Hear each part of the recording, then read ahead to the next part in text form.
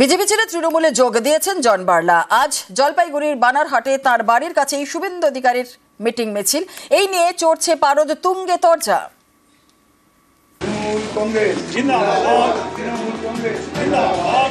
জন বার্লা আলিপুরদুয়ারের প্রাক্তন বিজেপি সাংসদ, মোদী সরকারের প্রাক্তন মন্ত্রী। সেই বার্লা বিজেপি ছেড়ে তৃণমূলে।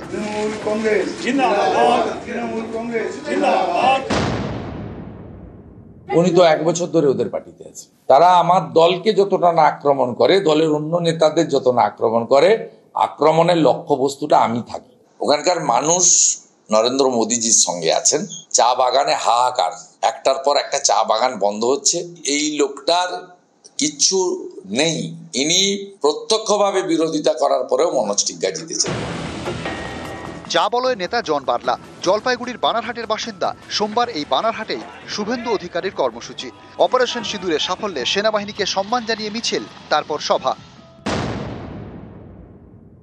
যাবে আয়ারাম গায়ারাম, আমরা গ্রাসরুটের লিডার, আমাকে ও চালাবে, কালকে আসছে ও আমাদেরকে চালাবে। তাহলে জন বার্লা কি শুভেন্দু অধিকারীর এই পদযাত্রা নিয়ে চিন্তিত? আমার চিন্তা নাই, आयाराम गयाराम बस।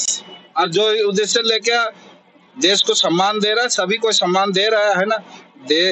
देश के लिए जो शहीद हो गया है, देश के लिए जो लड़ाई किया है, सभी लोग, सभी पार्टी सब धन्यवाद दे रहा है। वो भी दे, कोई बात नहीं, अच्छा बात है। মুখ্যমন্ত্রীর প্রশাসনিক সভাতে কি জন বার্লা থাকবে? নিশ্চয়ই থাকবে।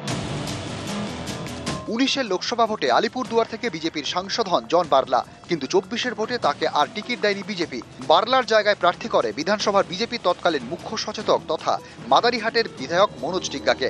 এতে ক্ষুব্ধ হন বার্লা, টিগ্গার বিরুদ্ধে ষড়যন্ত্রের অভিযোগ তুলে সুর চড়ান। পরিস্থিতি এমন হয় যে বার্লার বাড়িতে গিয়েও তাঁর দেখা পাননি টিগ্গা। তাঁর পাশে বসতে আপত্তি জানান বার্লা। শেষমেশ শিলিগুড়িতে মোদির সভায় দুজনকে এক মঞ্চে দেখা যায়। मेरा भाई है ना, आने वाला दिन हम लोग एक साथ है। इतना बड़े परिवार में होता है कोई कहीं पर तो तुम्हें में हो जाता है। बीजेपी हमारा परिवार और मेरा परिवार में क्या होता है उसको संभालना जोन बार्ला को ही है। 24-এর ভোটে আলিপুরদুয়ার কেন্দ্রে যেতে বিজেপি, কিন্তু বার্লা টিগ্গার ভাই ভাই সম্পর্ক হয়নি। মনোজের ছেড়ে যাওয়া মাদারিহাট বিধানসভা কেন্দ্রের উপনির্বাচনে জন বার্লা পথেই নামেননি। বিজেপির থেকে আসনটি ছিনিয়ে নেয় তৃণমূল। জনতা নাই, আমি কার লোকাল লিডারশিপকে যদি মান্যতা না দাও তাহলে এইভাবে ফল হবে, আগামী দিনেও ফল হবে। এরকম আমি দেখছি, আমি নামবো না, দেখো তোমরা জিতে দেখো।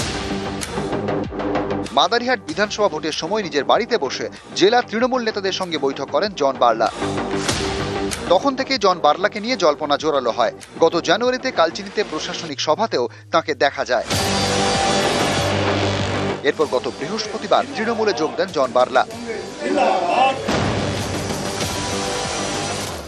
জন বার্লা ইতিমধ্যেই বিজেপি ছেড়ে তৃণমূলে গেছে, কতটা প্রভাব পড়বে? পড়বে, ভালোই পড়বে। বিজেপিকে ভালো মানে ধাক্কা দেবে।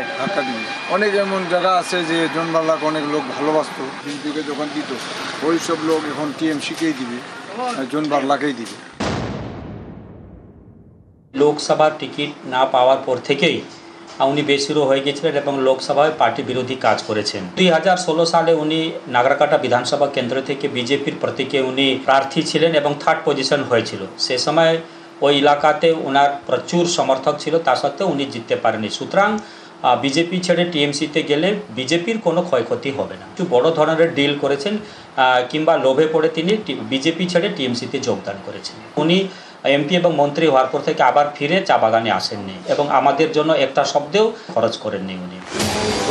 জন বার্লা বিজেপি ছেড়ে তৃণমূলে। সেই জন বার্লার খাস তালুকে সোমবার শুভেন্দু অধিকারীর মিটিং মিছিল। জলপাইগুড়ি থেকে রকি চৌধুরী, নিউজ 18 বাংলা।